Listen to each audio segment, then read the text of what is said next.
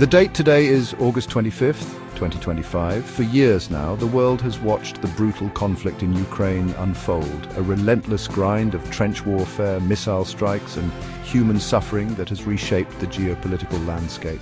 The front lines, which have remained largely static since the end of 2023, are a scar across the map of Eastern Europe, a daily reminder of the immense cost of this war. Cities have been turned to rubble. Millions have been displaced from their homes, and an entire generation has grown up knowing nothing but the constant threat of violence. The human toll is staggering, a tragedy measured not just in lives lost, but in futures destroyed and communities shattered beyond recognition. Amidst this grim reality, a fragile, almost hesitant hope for peace has begun to emerge. The diplomatic channels, once frozen solid, are showing signs of a thaw. A recent summit in Anchorage between the American and Russian presidents, though yielding no breakthrough, signaled a renewed high-level engagement. The constant grinding nature of the conflict, with its immense economic and human costs, has pushed all sides to at least consider what was once unthinkable: a negotiated end to the fighting.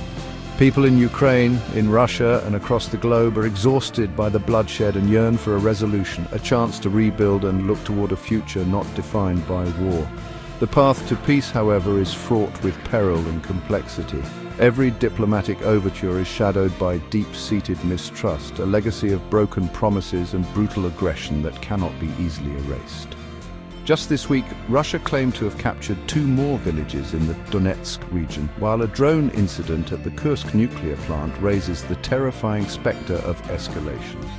These events underscore the delicate balance. The machinery of war continues to grind on, even as the architects of peace attempt to lay a new foundation.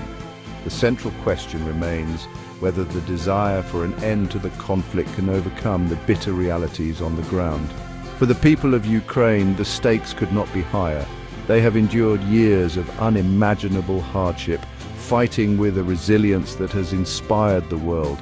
They dream of a day when the air raid sirens fall silent, when they can return to their homes, and when their children can go to school without fear. This deep, collective yearning for normalcy is the most powerful driver for peace. Yet it is tempered by a fierce determination not to sacrifice their sovereignty or their future security. The challenge for negotiators is to craft an agreement that honors their sacrifice while creating a lasting, viable peace for the entire region. At the heart of the diplomatic impasse lies a fundamental clash of non-negotiable demands from both Kyiv and Moscow. Russia's position, articulated by its long-serving Foreign Minister Sergei Lavrov, remains firm on its territorial gains. The Kremlin insists that any peace deal must formally recognize its 2014 annexation of Crimea and its control over the vast swaths of eastern and southern Ukraine currently under its occupation. Citing the results of internationally condemned referendums, Moscow frames this as a matter of self-determination for the people living there.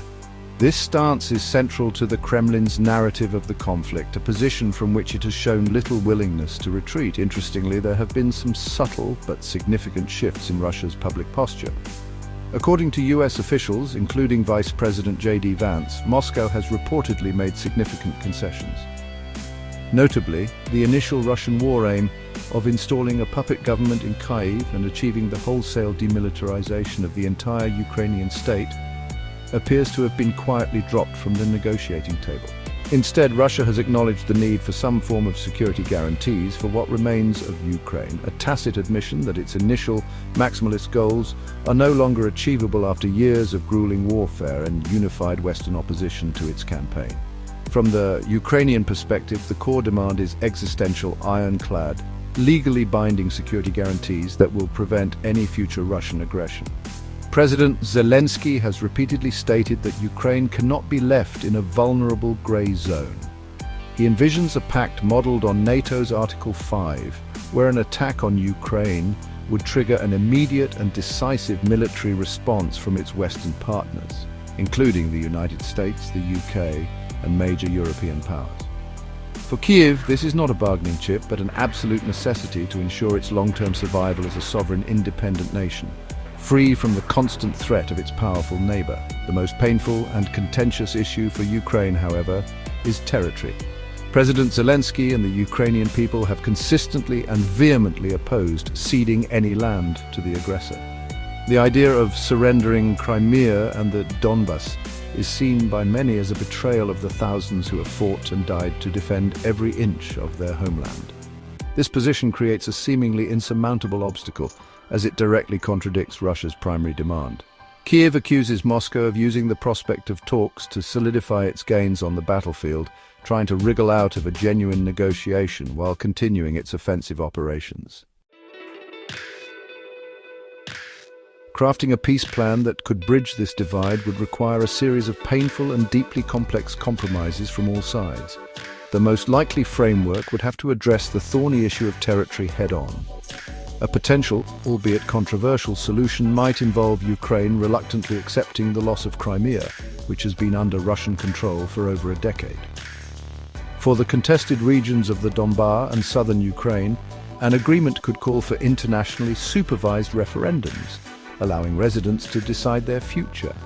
This would be a bitter pill for Kyiv to swallow, but might be presented as the only viable path to ending the bloodshed and securing the rest of the country. Beyond territory, the cornerstone of any deal would be the security guarantees for Ukraine. Without full NATO membership on the table, a red line for Moscow, the alternative would be a robust multilateral security pact.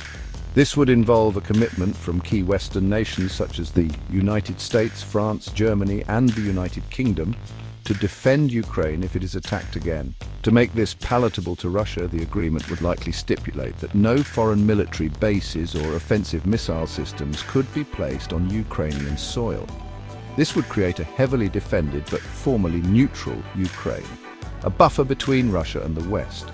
To enforce such a fragile peace, the plan would almost certainly require the creation of extensive demilitarized buffer zones along the new lines of contact. These zones would be monitored by a large multinational peacekeeping force authorized by the United Nations to ensure the separation of forces and investigate any violations of the ceasefire. This international presence would be critical for building a modicum of trust and preventing minor skirmishes from escalating back into a full-scale conflict. The success of this entire endeavor would hinge on the credibility and effectiveness of these peacekeeping troops on the ground, a massive logistical and political undertaking. Finally, the economic dimensions of the peace plan would be crucial for its long-term success. The agreement would likely include a phased, conditional lifting of the crippling Western sanctions that have been imposed on Russia. Each step of sanctions relief would be tied to verifiable compliance with the terms of the deal, such as the withdrawal of troops to agreed-upon lines. In parallel, a massive Marshall Plan-style reconstruction package, funded primarily by the West, would be launched to rebuild Ukraine's shattered infrastructure and economy. This aid would be essential not only for humanitarian reasons, but also to demonstrate to the Ukrainian people the tangible benefits of peace. Despite the careful architecture of any potential peace plan, the path to its implementation would be littered with formidable challenges, the greatest of which is the profound and pervasive mistrust between all parties. After years of brutal conflict, broken agreements, and relentless propaganda, neither Kyiv nor Moscow truly believes in the other's intentions. Russia may see a ceasefire as merely an opportunity to rearm and regroup for a future offensive, while Ukraine may be suspected of using the peace to integrate more deeply with Western military structures. This deep-seated suspicion could cause the entire agreement to collapse at the first sign of a dispute or perceived violation. The proposed compromises, particularly the territorial concessions, would also ignite fierce domestic opposition within both nations. In Ukraine, any leader who agrees to cede sovereign territory risks being labeled a traitor, potentially leading to massive political instability and protests from veterans and nationalist groups who have sacrificed everything for the country's integrity. Similarly, in Russia, hardliners and military bloggers might view a deal that leaves a heavily armed, Western-backed Ukraine intact as a humiliating defeat. Both leaders would have to spend significant political capital to sell a deeply imperfect peace to their wary populations with no guarantee of success. A significant risk is that the conflict does not truly end, but simply becomes frozen. The peace deal might halt the large-scale fighting, but fail to resolve the underlying political animosities, creating a perpetually tense and unstable situation, much like the one that existed in the Donbas from 2014 until the full-scale invasion. The new lines of contact could become heavily militarized, permanent borders, with the international community locked in a long-term, expensive peacekeeping mission. This would leave Ukraine in a state of limbo, unable to fully recover and perpetually vulnerable to the whims of its powerful neighbor, a peace in name only. Yet for all the risks, a genuine peace holds the promise of an immeasurable reward, the end of killing. For the people of Ukraine, it would mean the silencing of the guns and the chance to rebuild their lives and their country. For the world, it would reduce the risk of a direct confrontation between nuclear-armed powers and allow global focus to shift to other pressing issues. A successful peace, however flawed and fragile, could establish a new security precedent in Europe, demonstrating that even the most intractable conflicts can be resolved through diplomacy. It would be an imperfect peace, born of exhaustion and necessity, but it would be peace nonetheless.